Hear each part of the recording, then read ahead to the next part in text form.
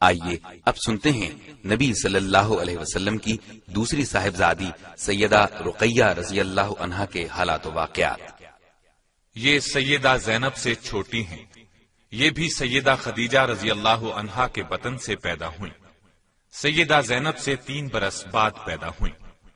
ان کی پیدائش کے وقت نبی کریم صلی اللہ علیہ وسلم کی عمر مبارک قریباً 33 سال تھی، گویا یہ اعلان نبوت سے قریباً 7 سال پہلے پیدا ہوئیں۔ انہوں نے بھی نبی اکرم صلی اللہ علیہ وسلم کی نگرانی میں تربیت پائی۔ اپنی والدہ محترمہ سیدہ خدیجہ الکبریٰ رضی اللہ عنہا کے ساتھ ہی ایمان لے آئیں۔ اسلام سے پہلے رسول اللہ صلی اللہ علیہ وسلم نے ان کا نکاح اپنے چچا ابو لہب کے بیٹے عتبہ سے کر دیا تھا۔ رخصتی نہیں ہوئی تھی۔ پھر جب اسلام کا دور شروع ہوا، نبی کریم صلی اللہ علیہ وسلم پر وحی نازل ہونے لگی، توحید کی آیات اتریں، کفر اور شرک کی برائی بیان ہوئی، یہاں تک کہ سورہ تبت یدا ابی لہب وتب ابو لہب کی مذمت میں نازل ہوئی۔ کفار کی دشمنی انتہا کو پہنچی تو ابو لہب غضبناک ہوا۔ اس نے اپنے بیٹے کو حکم دیا کہ محمد کی بیٹی کو طلاق دے دو، طلاق نہیں دو گے تو تم سے بات نہیں کروں گا۔ باپ کے کہنے پر اس نے رقیہ کو طلاق دے دی۔ یہ رشتہ صرف اسلام دشمنی کی بنیاد پر توڑ دیا گیا۔ صاحبزادی کا کوئی قصور نہیں تھا، صرف آپ کی اولاد ہونے کی بنا پر یہ اذیت پہنچائی گئی۔ یہ اور بات ہے کہ طلاق ان کے حق میں اعزاز تھا، غیبی مدد تھی کہ یہ پاک اور نیک صاحبزادی عتبہ کے ہاں نہ جا سکے۔ جب نبی صلی اللہ علیہ وسلم کی صاحبزادی کو ابو لہب کے بیٹے نے طلاق دے دی تو آپ نے اپنی بیٹی رقیہ رضی اللہ عنہا کا نکاح سیدنا عثمان بن عفان رضی اللہ عنہ کے ساتھ کر دیا۔ اس طرح سیدنا عثمان رضی اللہ عنہ رسول اللہ صلی اللہ علیہ وسلم کے داماد بنے۔ یہ ایک عظیم شرف تھا اور بہت بڑا اعزاز تھا۔ اللہ تعالی نے سیدہ رقیہ رضی اللہ عنہا کو حسن و جمال سے خوب نوازا تھا۔ قریش کی عورتیں ان پر رشک کرتی تھیں اور کہا کرتی تھیں کہ جو سب سے اچھا جوڑا دیکھا گیا ہے وہ رقیہ اور ان کے خاوند عثمان ہیں۔ اسلام کا ابتدائی دور تھا، مسلمانوں پر ظلم و ستم برپا تھا، مصیبتوں کے پہاڑ توڑے جا رہے تھے۔ ان حالات میں نبی اکرم صلی اللہ علیہ وسلم نے مسلمانوں کو مشورہ دیا کہ وہ حبشہ کی طرف ہجرت کر جائیں، یہ ان کے حق میں بہت بہتر رہے گا۔ حبشہ کا بادشاہ بہت نیک ہے، کسی پر ظلم نہیں کرتا، وہاں کسی قسم کی زیادتی نہیں کی جاتی، لوگ وہاں امن اور سکون سے رہتے ہیں۔ آپ کی ہدایت پر چند مسلمان حبشہ کی طرف ہجرت کے ارادے سے نکل پڑے۔ یہ اسلام میں پہلی ہجرت تھی۔ اللہ تعالی نے قرآن کریم میں مہاجرین کی فضیلت ان الفاظ میں بیان فرمائی ہے: والذین هاجروا فی اللہ من بعد ما ظلموا لنبوئنہم فی الدنیا حسنہ وَلَأَجْرُ الْآخِرَةِ أَكْبَرُ لَوْ كَانُوا يَعْلَمُونَ۔ مطلب یہ کہ جن لوگوں نے ستم رسیدہ ہونے کے بعد اللہ کے راستے میں ہجرت کی اور ترک وطن کیا، انہیں ہم دنیا میں اچھا ٹھکانہ دیں گے اور آخرت میں ان کے لیے بڑا اجر ہے۔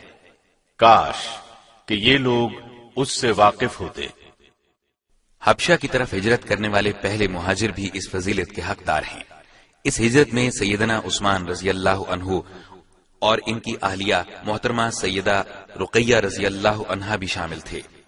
اللہ کے راستے میں ہجرت کرنے والا یہ پہلا قافلہ نبوت کے 5ویں سال حبشہ کی طرف روانہ ہوا۔ ان ہجرت کرنے والوں کی خیریت ایک مدت تک معلوم نہ ہو سکی۔ نبی صلی اللہ علیہ وسلم اس سلسلے میں پریشان تھے۔ آخر قریش کی ایک عورت حبشہ سے مکہ پہنچی۔ آپ نے اس سے ہجرت کرنے والوں کے حالات معلوم کیے۔ اس نے بتایا کہ وہ سب خیریت سے ہیں اور یہ کہ اس نے سیدنا عثمان اور سیدہ رقیہ کو دیکھا ہے۔ عثمان اپنی بیوی کو سواری پر سوار کیے کہیں لے جا رہے تھے۔ خود سواری کو پیچھے سے چلا رہے تھے۔ یہ سن کر آپ نے یہ دعا فرمائی، اللہ تعالیٰ ان دونوں کا حامی اور ساتھی ہو۔ سیدنا عثمان رضی اللہ عنہ لوط علیہ السلام کے بعد پہلے شخص ہیں جنہوں نے اپنے اہل و عیال کے ساتھ ہجرت کی۔ ان مہاجرین نے حبشہ میں ایک مدت گزارنے کے بعد پھر مکہ کا رخ کیا۔ اس دوران میں نبی اکرم صلی اللہ علیہ وسلم مکے سے ہجرت کر کے مدینے تشریف لے جا چکے تھے۔ چنانچہ سیدنا عثمان رضی اللہ عنہ بھی سیدہ رقیہ رضی اللہ عنہا کے ساتھ مدینے ہجرت کر گئے، اور یہ ان کی دوسری ہجرت تھی۔ اس طرح آپ دونوں کو 2 بار ہجرت کا شرف حاصل ہوا۔ حبشہ میں عثمان رضی اللہ عنہ کے ہاں ایک بیٹا پیدا ہوا، اس کا نام عبداللہ رکھا گیا۔ اسی کے نام کی نسبت سے عثمان رضی اللہ عنہ کی کنیت ابو عبداللہ تھی۔ اپنے والدین کے ساتھ یہ نواسہ رسول مدینے پہنچے۔ ان کی عمر 6 سال ہوئی تو ایک مرغ نے ان کی آنکھ میں چونچ مار دی، آنکھ زخمی ہو گئی، زخم ٹھیک نہ ہو سکا اور اسی حالت میں 6 ہجری میں انتقال کر گئے۔ انا للہ و انا الیہ راجعون۔ ان کے بعد سیدہ رقیہ کے ہاں اور کوئی اولاد نہ ہوئی۔ عبداللہ کی وفات پر نبی کریم صلی اللہ علیہ وسلم بہت غمگین ہوئے۔ عبداللہ کو گود میں اٹھایا تو آنکھوں سے آنسو جاری ہو گئے۔ خود نماز جنازہ پڑھائی، دفن کرنے کے لیے آپ خود قبر میں اترے۔ نبی اکرم صلی اللہ علیہ وسلم کی ایک خادمہ تھی، ان کا نام ام عیاش تھا۔ آپ کی خدمت میں لگی رہتی تھیں، گھریلو کام کرتی تھیں، آپ کے لیے وضو کا پانی تیار کرتی تھیں۔ پھر آپ نے ام عیاش کو ہدیے کے طور پر اپنی بیٹی رقیہ کے حوالے کر دیا تاکہ وہ ان کی خدمت کرے۔ ایک دن سیدنا عثمان اور سیدہ رقیہ نے شہد وغیرہ سے ایک طرح کا کھانا تیار کیا اور نبی صلی اللہ علیہ وسلم کی خدمت میں بھیجا۔ اس روز نبی صلی اللہ علیہ وسلم ام سلمہ رضی اللہ عنہا کے گھر میں تھے، لہذا یہ ہدیہ وہاں پہنچا۔ آپ گھر میں نہیں تھے، تشریف لائے تو ام سلمہ سے دریافت فرمایا، یہ ہدیہ کس نے بھیجا ہے؟ انہوں نے بتایا کہ سیدنا عثمان کے گھر سے آیا ہے۔ آپ نے یہ سن کر دونوں ہاتھ اٹھائے اور دعا فرمائی، اے اللہ، عثمان تجھے راضی کرنا چاہتا ہے، تو بھی عثمان سے راضی ہو جا۔ 2 ہجری میں غزوہ بدر پیش آیا۔ انہی دنوں سیدہ رقیہ بیمار ہو گئیں۔ صحابہ کرام لڑائی کی تیاری کر رہے تھے۔ ایسے میں نبی صلی اللہ علیہ وسلم نے سیدنا عثمان سے ارشاد فرمایا، اے عثمان، رقیہ بیمار ہیں، اس لیے آپ مدینے ہی میں ٹھہریں، ان کی تیمارداری کریں۔ آپ نے اپنے خادم اسامہ بن زید رضی اللہ عنہ کو بھی ان کے ساتھ ٹھہرنے کی ہدایت فرمائی۔ سیدنا عثمان رضی اللہ عنہ غزوے میں شرکت کرنا چاہتے تھے۔ ان کے شوق کو دیکھ کر آپ نے ارشاد فرمایا، آپ کو لڑائی میں حاضر ہونے والوں کے برابر اجر ملے گا اور مال غنیمت میں سے بھی آپ کو حصہ دیا جائے گا۔ چنانچہ سیدنا عثمان کو یہ حصہ دیا گیا۔ گویا سیدہ رقیہ رضی اللہ عنہا کی تیمارداری کا درجہ جہاد کے برابر قرار دیا۔ یہ سیدہ رقیہ کی بہت بڑی فضیلت ہے۔ نبی صلی اللہ علیہ وسلم کی صاحبزادیوں میں یہ اعزاز صرف انہی کو حاصل ہے۔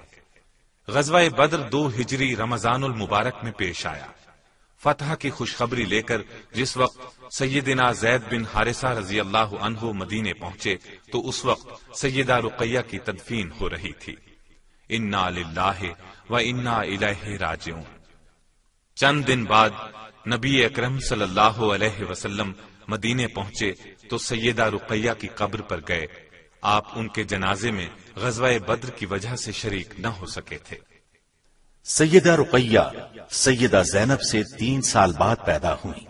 نبی کریم صلی اللہ علیہ وسلم اور سیدہ خدیجہ رضی اللہ عنہا کی زیر نگرانی تربیت پائی اور جوان ہوئی۔ قریباً 21 سال عمر پائی۔ اللہ تعالی کی ان پر ہزارہا رحمتیں ہوں۔